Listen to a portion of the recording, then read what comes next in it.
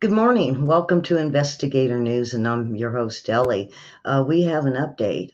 We're talking about hundreds and thousands of people in at least 6 counties along Florida's Gulf Coast are now being told it is time to get out and evacuate their homes, especially if you live anywhere near the water or the beaches. The main concern when it comes to Hurricane Ian is, of course, we're going to see those hurricane strength winds. We're going to see the rain, but the storm surge that has been the focus of the emergency with the officials, warning people this is not a storm to take lightly. Uh, we heard in Hillsborough County, Sheriff Jack Cornster really begging people to evacuate, no matter how long you have lived in the state of Florida, and no matter how many storms you have lived in your lifetime here. We have heard a number 5 to 15 feet storm surge possible there. It is why we're looking here. It's some people um, that they're urging desperately to board up their homes very quickly and or their businesses and definitely evacuate and all that live around Tampa Bay.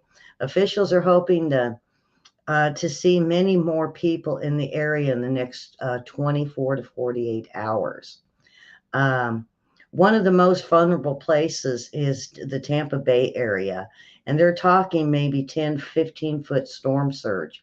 This is going to go over the top of homes, they say, and the area, and they'll move well inland. They haven't had a hurricane strength like this, they say, since 1921. We didn't even name them back then. So the biggest concern, and people are urged, if you live in the Tampa area, to listen to your local officials. This is the worst case scenario.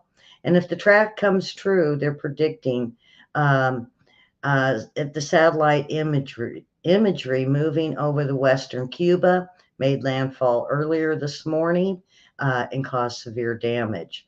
The Category 3 storm that probably a Category 4 by now. I got this report about an hour ago.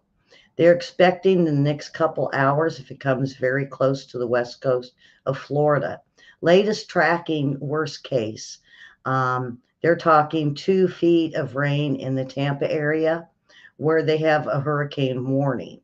And note from Tampa Bay area down towards Nehemiah, you're under hurricane warning, meaning you are going to feel the hurricane conditions within the next 12 to 24 hours. This is a part of the storm. It has moved counterclockwise. The winds are pushing all the water into the coastline areas. Again, I can't stress enough, folks. This is the worst case scenario. And if it doesn't happen like this, then, everybody was safe. It's going to basically, they say, devastating to the region. And the rainfall, some of the forecast modeling showing 2 feet of rainfall.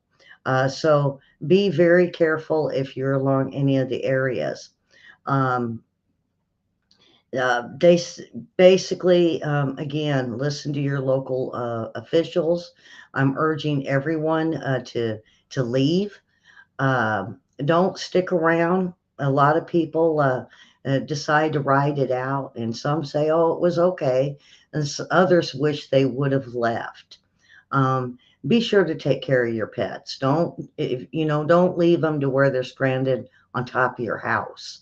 Um, they say when will landfall hit? Possibly around dinner time.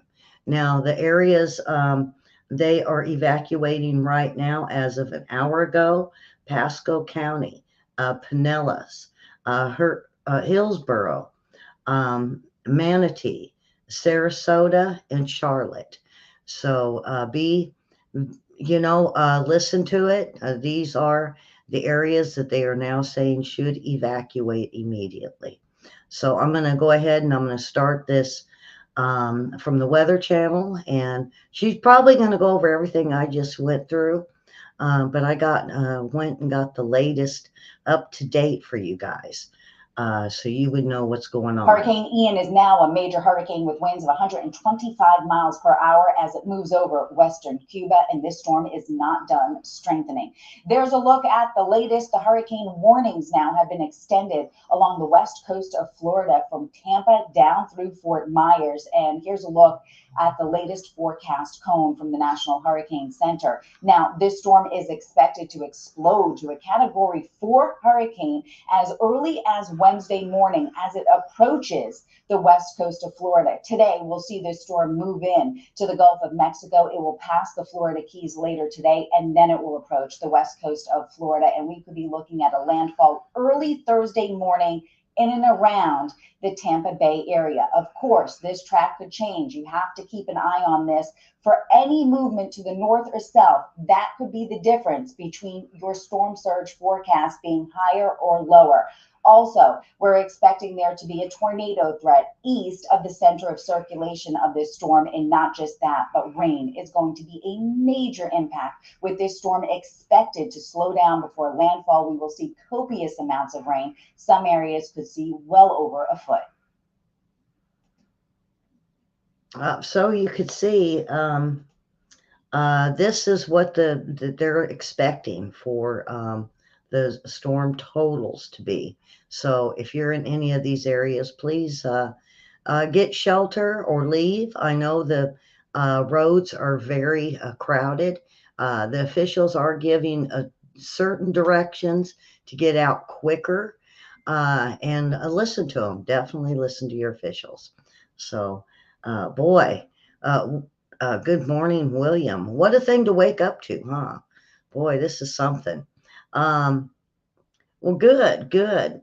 Um, Linda G, she mentioned last night she's got her puppy. Uh, she's one that was looking for a puppy about the same time I was. And she got one of those little, I think, a rescue puppy. And so we'll have to see what she has to say today. And if not, I want her to send some pictures so we can show some pictures of her new puppy, her and her new puppy, or just her new puppy. Some people don't like to be on camera. So, all right, we're going to go on with some of this other weather. I know you guys want regular weather, don't you? We want to hear something calm. And boy, it is calm all the way across the states. Looky there. Um, Everything's down around Florida. And then we have another system coming in on the West Coast. And I got earthquake news. Dutch Sense was on early this morning and warning the West Coast once again. You got a puppy once? Um, oh, puppies are real cute and the puppy breath is kind of okay. But then there's the whole chewing and the house breaking. I always want the puppy that's already been uh, trained not to chew up my slippers or only the slippers I give it. And I'm definitely potty trained. I'm just not one for doing that. You know, and even kittens, you got to even kind of train them just a little bit. At least the kittens don't chew up everything. So, good morning, Karen. And so I'm going to get into this of the weather so everyone knows what's going on. It was 49 degrees here this morning. I froze my little tootsies off this morning. I had to get on the winter clothes.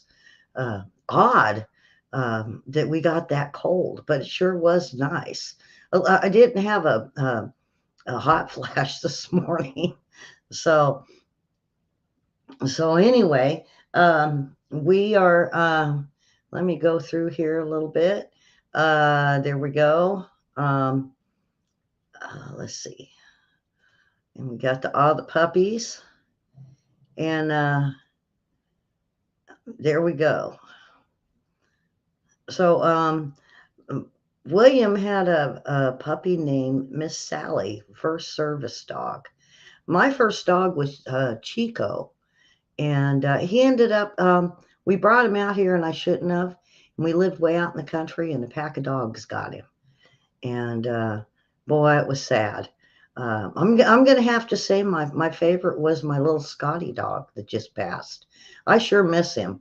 I sure look around the floor and I watch my step all the time. And I guess I just miss him. All right. On with the weather. Here's a look at your national forecast. Happy Monday, everybody. We'll start with the Northeast, and we do have some storms. Interior Northeast, and watch out because we could see some hail with some of these. Now, through the Midwest, back through the plains, fairly quiet. Temperatures very easy to take and feeling very fall-like. Down to the south, it is quiet today. All eyes are on Hurricane Ian, and we'll start to see some of those outer rain bands move into southern Florida today. Out to the west, nothing going on there. Pretty quiet. So much of the nation is quiet with all eyes really focused down to the south. So even Tuesday, more of the same out to the west. The south will continue to monitor Hurricane Ian, especially for Florida. Up to the Midwest, where we're still feeling those fall temperatures, maybe getting a little bit warmer in some spots. But take a look at Chicago on Tuesday, 58 degrees. And for the Northeast, well, you're still dealing with some showers inland. Along the coast, though, temperatures will be in the 70s. So there you go. Nice and quiet. Well, except for up around the north. Anybody been feeling the rumbles? Um, I looked at the globe and it didn't have much, but boy, Dutch sure had uh, a full. Uh, well, let's get this right. He had it definitely. Had the chart rumbling all over the place, even up into Arkansas. My dog is just driving me nuts yesterday and today. He keeps whining, and you don't. This is something you don't see with the Weather Channel is when they start talking earthquakes, and the Southern California fault could produce an earthquake 4 times stronger than previously believed.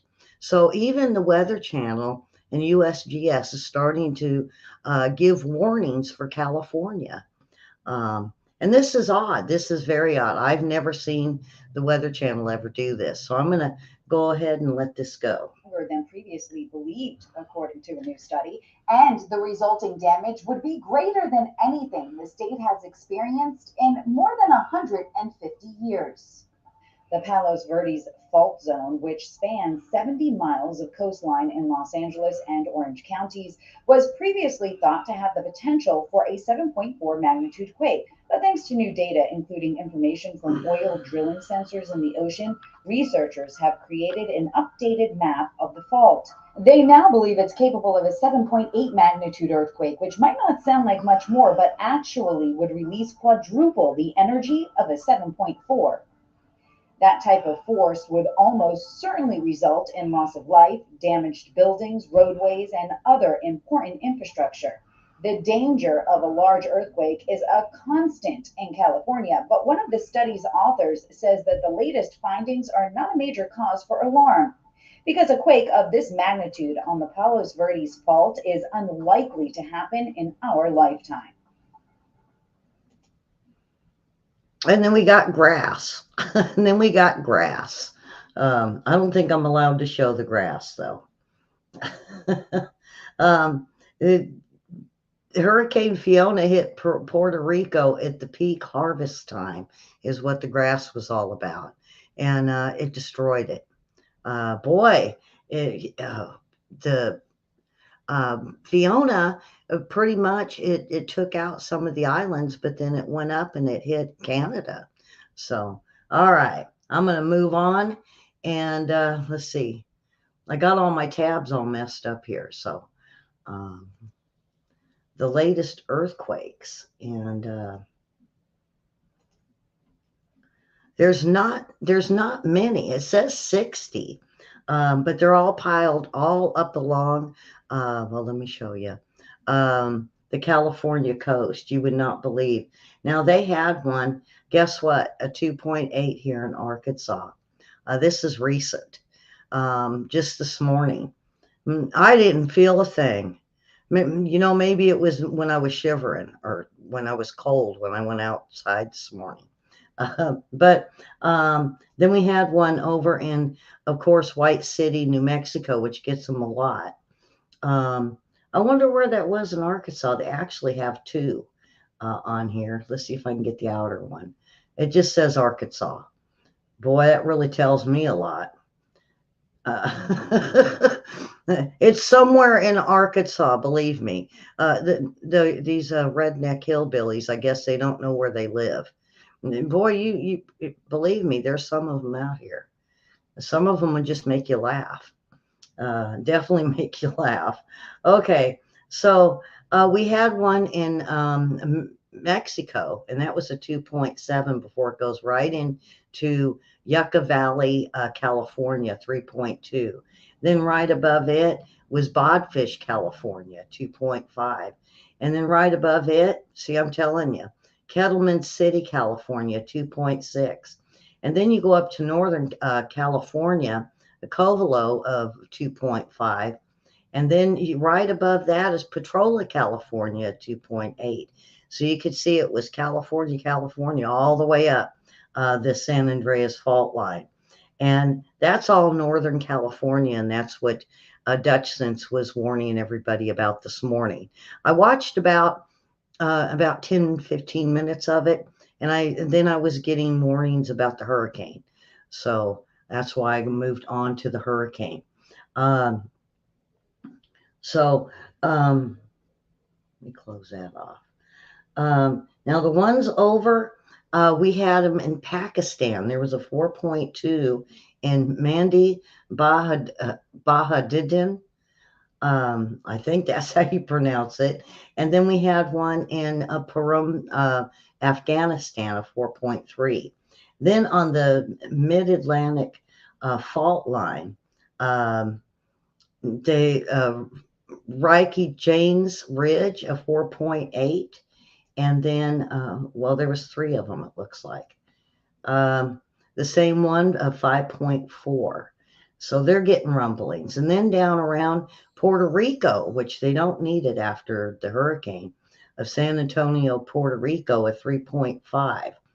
Um, and then the Virgin Islands got one at 4.0. Down in Mexico, Buenos Aires, Mexico, a 4.1. And then very quiet down in South America, where they got one 4.4, and then an after all in San Antonio, Chile, got one at 4.3. Hawaii has been very active.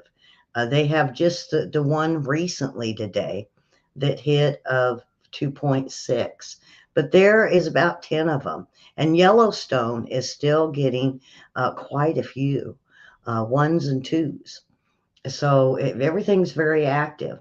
The bigger ones over in Indonesia, Papua New Guinea at 5.1. We had one up around Japan, Hachinoi, Japan. I probably pronounced that wrong, 4.9. Up around Russia, Altasovo, Russia, 4.8. Oops. Well, let's give you guys a big close up there. At the very top of Alaska, Kavtovik, a 3.1. And then there was a smaller ones. Um, there was none on the bird. We did have one over in Kingan, Indonesia, 4.7. So it is very, very busy all the way across the planet here. The ring of fire is just lit up with ones and twos that go all the way around. This don't really show the ones and twos. Let me see. No, it doesn't give me a shake map on here. But there are a lot of them, and it goes almost back to back all the way around the ring of fire. So I think that's why Dutchins came on today and said Northern California to be on the lookout. I didn't see how many days he said, but he's been saying it for quite a few, for probably about a week since we had all those sevens that hit. So I don't want to spend too much time on it. I think we got it.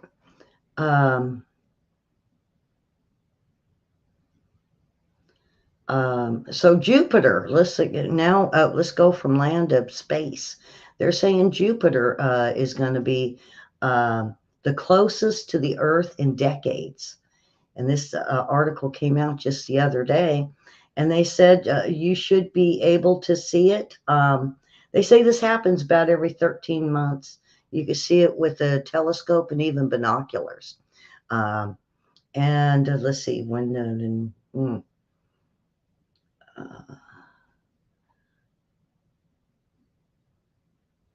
I guess you could see it right now. It doesn't give a time limit on it. Um, and to get this, next time Jupiter will come this close will be in 2129. So get the grandkids, get the kids out, get the binoculars, get it, go buy a telescope and let the kids take a look at Jupiter. Um, so it's going to be, they said we haven't seen it this close since 1963. That's about the time my dad got a telescope. Um, it was about 63. I wish Beth was in here because she could be probably give me more of a idea of when he did it. I remember it was when I first, second, third grade. I know by third grade we were all looking for the little guys on the moon when when we had the astronauts land on the moon. So we all took turns for hours trying to see if we could see them walking. And no, we couldn't. We couldn't see nobody. Just the white moon. So, all right. Three chimpanzees were kidnapped from the zoo, and it was held for ransom. They said they've never seen this before, and this was in the Democratic Republic of Congo. These animals were stolen earlier this month, and they were stole from the Primate Rehabilitation Center, um, and that the thieves infiltrated his ape enclosure in Lumbumbashi, and they said it's a nightmare. It was such a disaster, and he believed the animals were stolen early morning of September 9th, and they've been waiting to hear something, and finally they did. And the thieves also threatened to kidnap um, the owner's own children and their wife, according to the Primate Center founder. Um, and they said that they're asking in the triple digits of ransom, and they're asking for the authorities to arrest those responsible. They said they have heard people literally kidnapping animals so they can ask for money. And these criminals have taken the wildlife crime to a whole new level. There is panic and fear, they say, um, amongst or more animals. If they pay this, or more animals going to be taken. Um, and they said the chimpanzees are pretty easy because they are uh, trainable, and not only that, but they do mind, and they are very calm. So we're going to have to wait and see what happens. And they said the owner has been a safe sanctuary for apes in the Congo since 2006. So, poor little guys, we're going to have to wait and see if it's paid. And if it is, they said if they do pay the ransom, that they will put tougher security on the animals, and not only that, better locks on these cages. Uh, Boy, have you hugged your cow today? Moo. Boy, Susan, here you go. You got to hug your cow. Cow cuddling is stress relief. It's naturally relaxing, and it says animal sanctuaries. Um, and they say that basically um, uh, baby cows to be exact. And you know what I just got through watching City Slickers uh, about 4 or 5 days ago, and he was hugging the cow, the little calf, and he said it felt good. And then now this week I'm seeing cow cuddling, cow hugging. They say that um, it's a new fad. It's a wellness fad. as people cuddling farm animals to relieve stress. Now, watch out hugging chickens, they'll peck your little eye out. Boy, so this new cow therapy, why do people need cow therapy? Well, the answer, according to Farm Casey Rockwell of Ridge Bridge Farm and Sanctuary, it's rooted in science. Cows have a lower heart rate than human, so it's naturally relaxing to cuddle with them and spend time with them.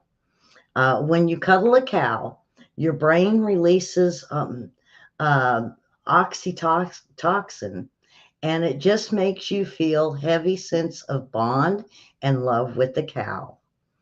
Oh boy. The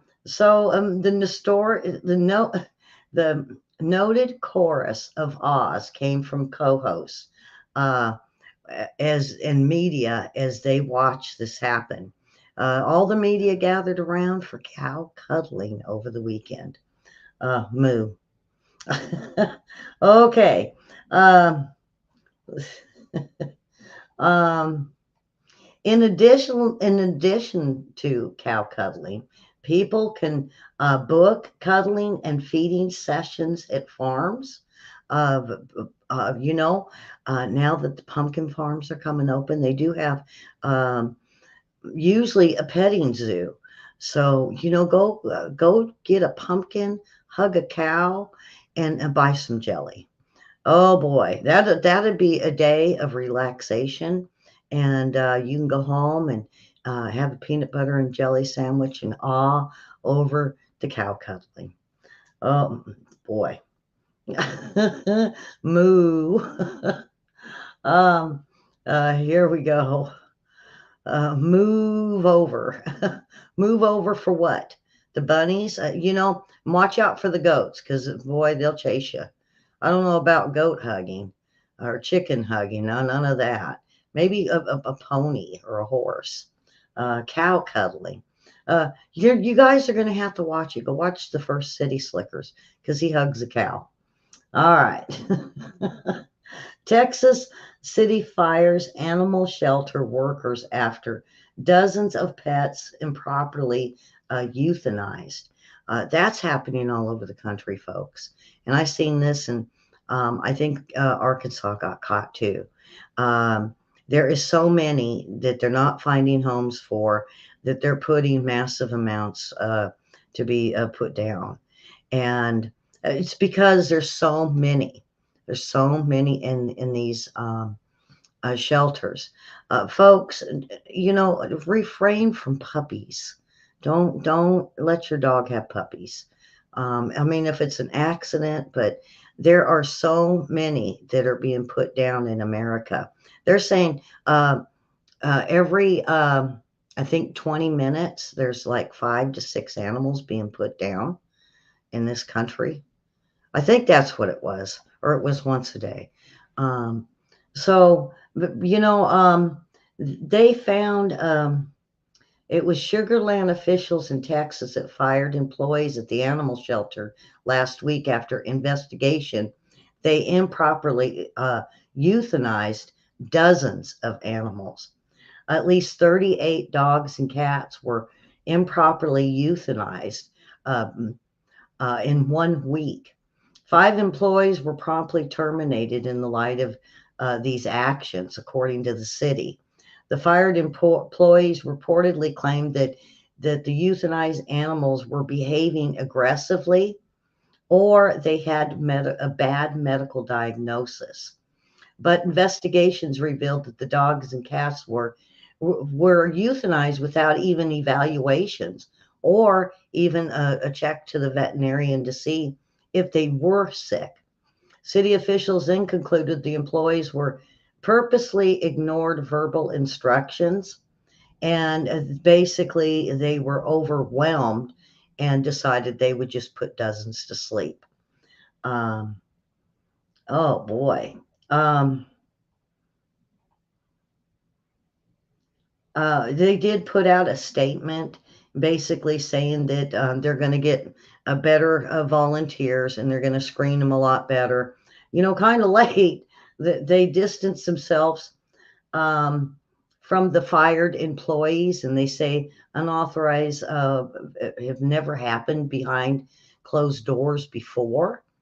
And and they said you also be very careful when you drop your animals off and ask if they are a save the animal or if they are ones that put the animals down within a few days. I think it's 5 days. So, boy, and that was in Texas. Now, like I said, I think they caught him here too. So keep a good lookout. If you want a puppy or a kitten or a cat or a dog, go to the shelter. And of course, like I said, refrain from having puppies right now. So many people during the pandemic went and got dogs and animals because the kids were bored, they were bored, and they wanted something to keep them company. Well, when everybody went back to work, then they started dumping um, dozens by the dozens off back at these shelters. And now it's overcrowded. There's so, uh, when we were looking to put an animal there that was a stray, I was talking to the animal officer, and he said, more than likely this stray is probably going to be put down. And I said, oh, really? And he said they're so overcrowded that the dogs are actually starting to fight with one another in cages, and they're running out of cages. So now they're doing um, makeshift cages to try to keep it from being overpopulated. So, folks, if you're looking for a dog or a cat, or look at the shelters first and then go online and see. And always ask a lot of questions because you don't want to get an animal that is uncontrollable or bites. All right, onward. From Texas, we're going to go to San Francisco, um, um, where they want to ban wild cow milking rodeos. What they do is at these rodeos, they say they're wild cows. I don't think they're so much wild cows as just part of the rodeos, and they turn these milkers loose. They wrangle them and milk them as quick as possible. Well, according to the Huffington Post, this to the animal rights people is cruel to rope them and stop them and choke them, I guess, and milk them. It's too cruel to do that. Um, no kill shelter. That's right. Um, that's what they're called. No kill shelters. Thank you, William. Um, and make sure if you call in a stray or something, um, find out if they're a no kill. But you don't want a stray running around. And if maybe you like the stray that's been in your neighborhood, go ahead and see if you can get it a home. So um, the milking, they say it's weird and it's brutal. Um, they're definitely not hugging these cows. They're grabbing them around the neck, and they tackle it and forcibly milk the cows. Uh, how do you how do you forcefully milk a cow? I mean, I mean, if you get brutal with the cow, it ain't gonna have the milk come out. Usually, you got to be nice and gentle to the cows when you milk them. But they say the cow pokes and fan who supported it continuing the vent. And the wild cow milking is separated from her calf. They let her loose in the arena. They lasso, wrestle into submission, and then a team of cowboys that can forcibly milk her. And they want to do away with this. I was in California. I never seen nothing like that at the rodeos. Uh, I've seen a lot of clowns chasing cows around, but I didn't see no uh, aggressive cow milking. Hug your cows. Don't wrangle them, wrestle them to the ground, and forcibly and be mean and milk them. Put them in a nice little stable and be nice. Okay, California. That tells you California is just getting. I think it's weird that they're doing this. Um, um, weird that they have this as an event, and weird that they're going after them for this. I don't know. It's all weird. Hug your cows. Go hug a calf. Maybe they're hugging calves on the sideline. I don't know. I don't know. The whole thing seems pretty weird. Um, um,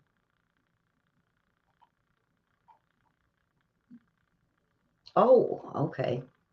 Um, James Earl Jones retires as Darth Vader, but makes a cool move to keep his the voice.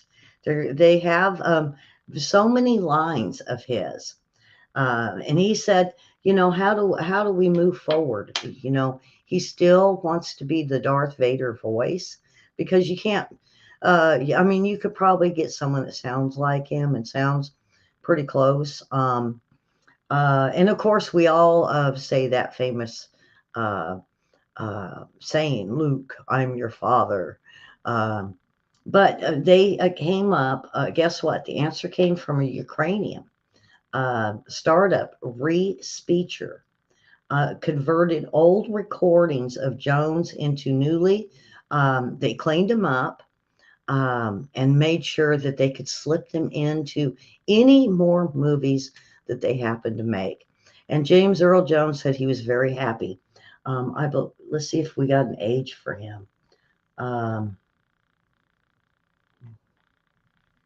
let's see. He looks old.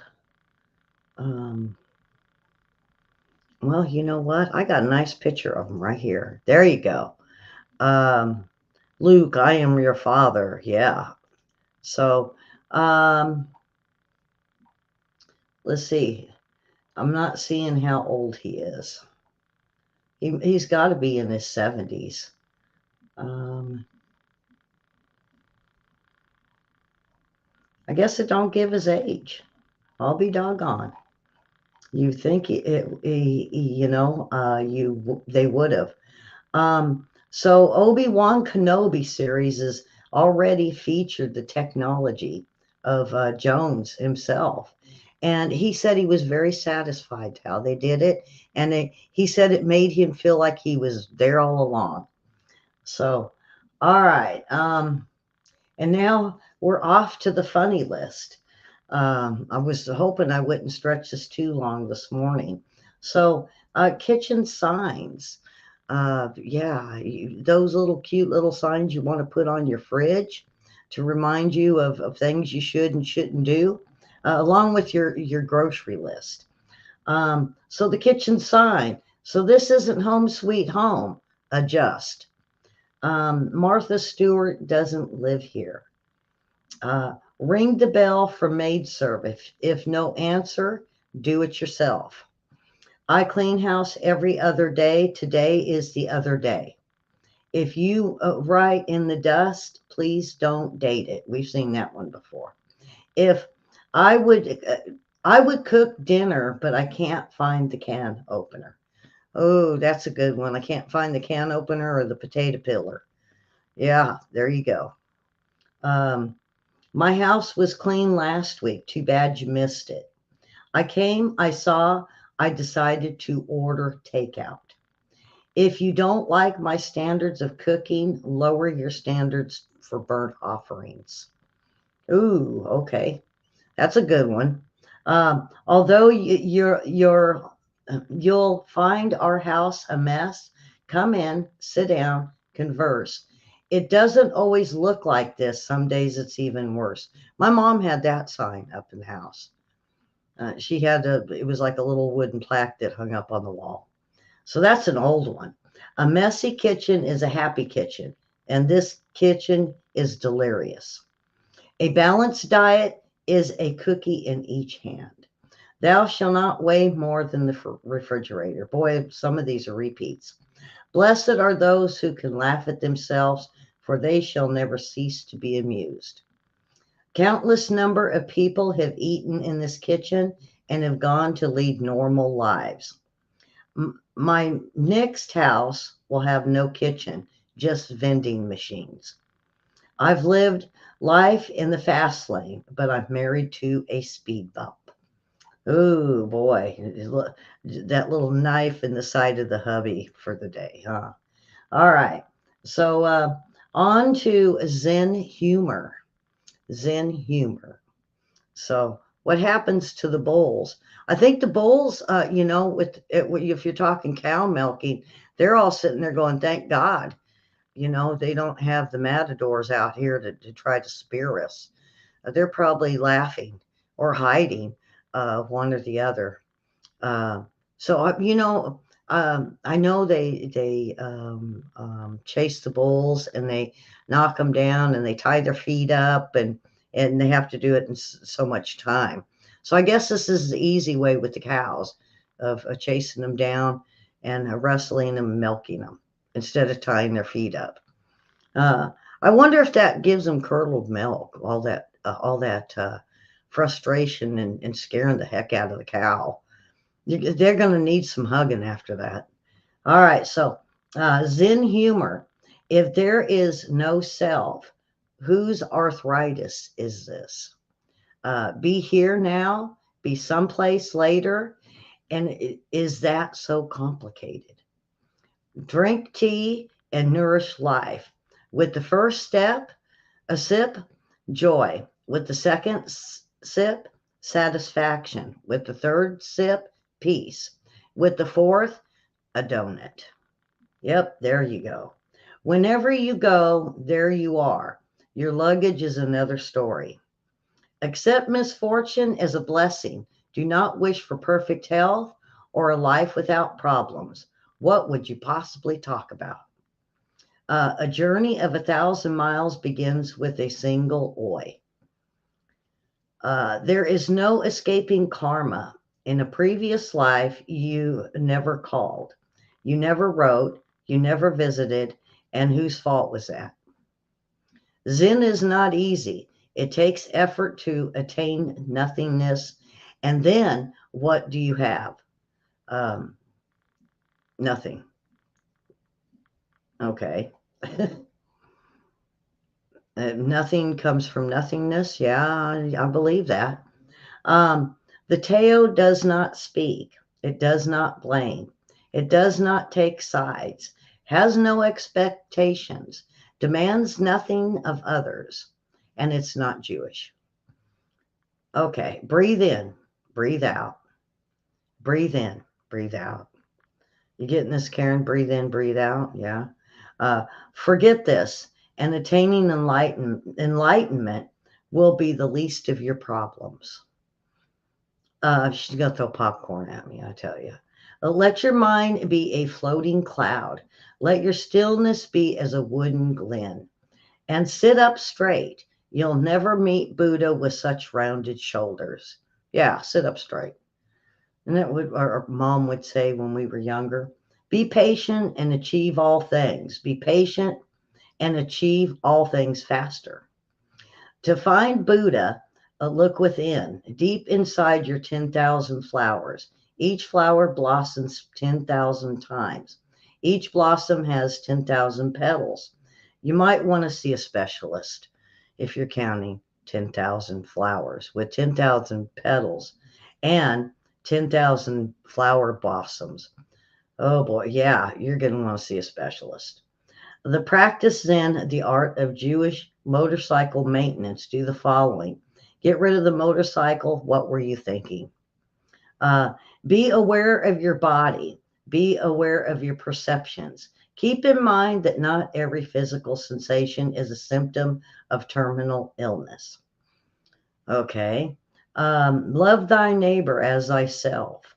The Buddha says there is no self. So maybe you're off the hook, especially if it's a bad neighbor.